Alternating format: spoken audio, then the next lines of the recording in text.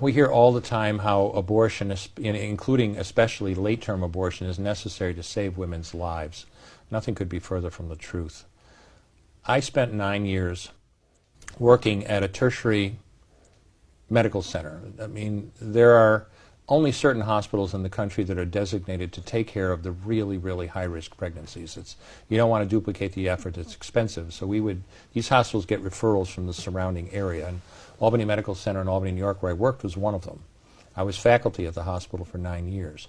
And I saw hundreds of cases of really severe pregnancy complications, cancers, heart disease, intractable diabetes out of control, toxemia of pregnancy out of control.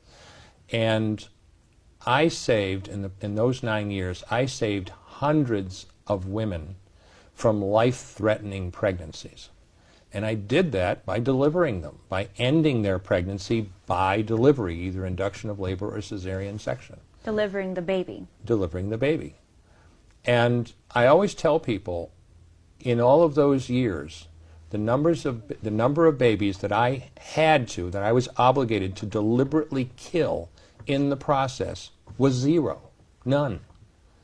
And I'll give you an example.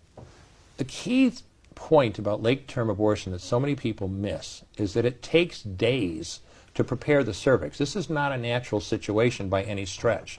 If you're going to dilate a cervix sufficiently, that starts off essentially as a pinpoint, large enough to dismember or tear apart a baby this big, that cervix has to be dilated, and that can take anywhere from 24 to 72 hours. And especially when you're talking about later-term pregnancies.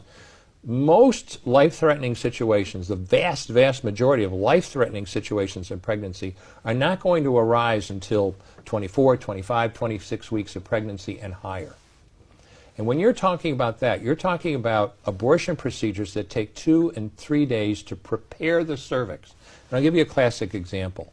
This is a real case. A lady came to the hospital at 27 weeks of pregnancy with severe toxemia. Her blood pressure, you know, a normal blood pressure is about 120 over 80. Her blood pressure was 220 over 160. Okay, this lady would literally be minutes or hours away from a stroke. What do you do in a situation like that? We stabilized her, brought her back, did a cesarean section, had her delivered within an hour of arriving at the hospital. She and her baby did just fine. Amazing. Now, let's say we wanted to use abortion to save her life. Okay? If with that kind of blood pressure and